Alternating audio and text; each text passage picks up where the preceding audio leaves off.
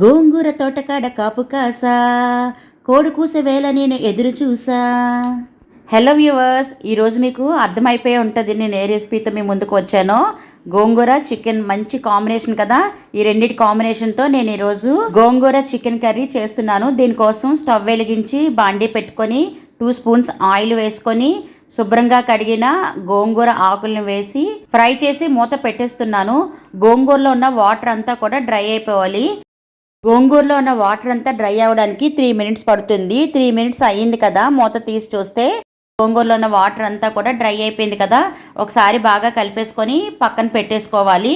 Next వేరే కళాయి పెట్టుకొని దానిలోని ఒక 3 స్పూన్స్ ఆయిల్ వేసుకొని 2 బిర్యానీ ఆకులు, 2 పెద్ద ఆనియన్స్ని చిన్న చిన్న ముక్కలుగా కట్ చేసుకొని అవి కూడా వేసుకొని ఒక 3 పచ్చిమిరపకాయలు కూడా సన్నగా కట్ చేసేసుకొని అవి కూడా వేసుకొని కొద్దిగా పసుపును కూడా వేసుకొని ఫ్రై చేస్తున్నాను.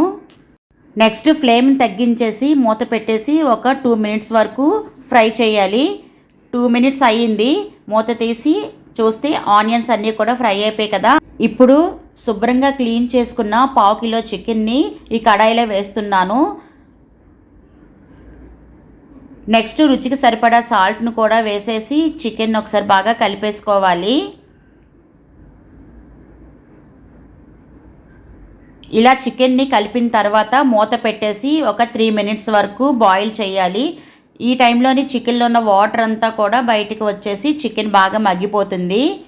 నెక్స్ట్ 1 టేబుల్ స్పూన్ అల్లం వెల్లుల్లి పేస్ట్, 1/2 టేబుల్ స్పూన్ ధనియా powder, 1/2 tablespoon garam masala powder, కొద్దిగా కరివేపాకు వేసి బాగా కలుపుతున్నాను. ఇందులో గరం మసాలా ప్లేస్లో కొద్దిగా దాల్చిన చెక్క, లవంగాలు, యాలకులు అలా హోల్ మసాలాలా కూడా వేసుకోవచ్చు.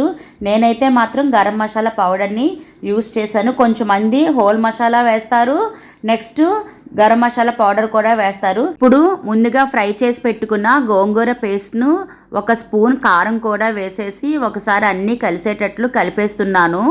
కొద్దిగా వాటర్ అనేది యాడ్ చేయడం వల్ల చికెన్ అనేది బాగా బాయిల్ అవుతుంది అన్నమాట. అందుకనే నేను వాటర్ని కూడా కొద్దిగా యాడ్ చేస్తున్నాను. ఈ చికెన్లో వాటర్ వేసాము కాబట్టి ఈ వాటర్ అంతా కూడా చిక్కబడి గ్రేవీలాగా రావడం కోసం 6 మినిట్స్ టైం పడుతుంది. ఇప్పుడు మూత పెట్టేసి 6 మినిట్స్ అయిన తర్వాత మూత తీసి చూస్తే చికెన్ బాయిల్ అయిపోయింది, గ్రేవీ చిక్కబడిపోయింది. 1/2 టేబుల్ స్పూన్ కసూరి మేతిని ఈ స్టేజ్లో ఉన్నప్పుడు వేసుకుంటే మంచి ఫ్లేవర్ వస్తుంది. ఈ చికెన్కి కసూరి మేతి వేసిన తర్వాత 1 మినిట్ అలా ఫ్రై చేసేసి సర్వింగ్ బౌల్లోకి తీసేసుకోవాలి. అంతేనండి, గోంగూర చికెన్ కర్రీ రెడీ అయిపోయినట్లే.